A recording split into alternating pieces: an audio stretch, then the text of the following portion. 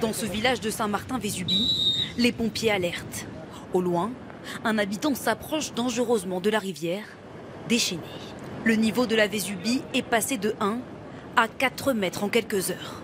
Chaque jour, plusieurs centaines de vendeurs à la sauvette travaillent illégalement dans ce quartier très touristique de la capitale, parfois au mépris des règles d'hygiène les plus élémentaires.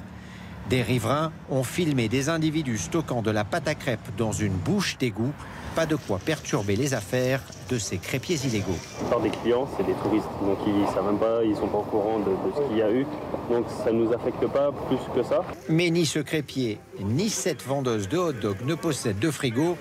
Pour conserver les aliments, c'est le système D. Des glacières, mais aussi dans toutes sortes de caches comme ce lampadaire, des bosquets ou encore ces conduits d'évacuation d'eau.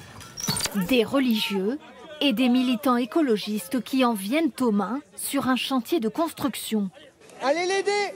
Au cœur de la discorde, la construction d'une nouvelle église de 50 mètres de haut.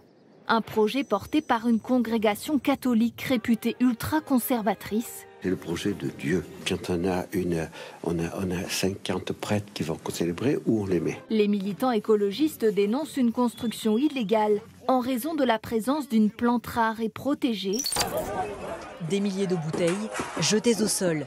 À l'intérieur, du cava, un vin pétillant espagnol. La totalité de la cargaison de ce camion est détruite.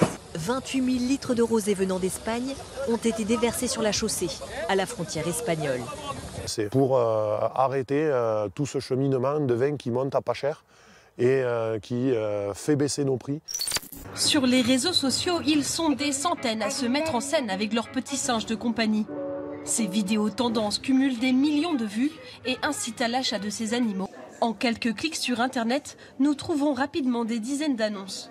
Ni besoin de permis ou de compétences particulières, il est complètement légal d'adopter un singe au Royaume-Uni.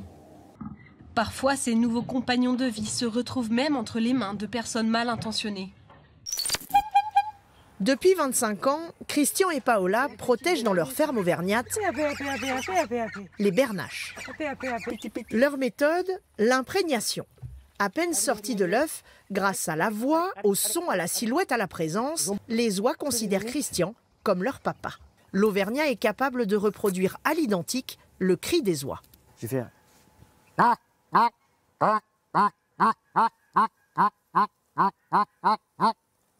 Le lendemain matin, sur l'aérodrome de Coltine. Et c'est parti pour une ascension extraordinaire à 600 mètres au-dessus du sol. Les oies, déployées en patrouille, se laissent parfois caresser, un moment suspendu pour les passagers chanceux. Ce ne sont pas des nouveaux mouvements de danse qu'ont appris les Niçois. Ils essayent plutôt de se débarrasser des mouches, devenues très envahissantes depuis quelques semaines. Dans la rue, dans les transports et viennent même jusque dans nos assiettes. Certains partent à cause de ça. Donc c'est vrai que ça pose un peu problème. Les températures actuelles au-delà des normales de saison favorisent le développement des mouches. Habituellement, on y vient pour se faire soigner. Un hôpital comme tant d'autres, mais à l'intérieur, un bâtiment fait figure d'intrus. Au bas de ces quelques marches, une cave et des milliers de bouteilles de vin. Les caves historiques de l'hôpital de Strasbourg remontent à 1395. À cette époque, la médecine considérait le vin comme un médicament. Pour guérir, il fallait consommer. Les caves de l'hôpital ont perduré, non loin du service d'addictologie, ironie de l'histoire.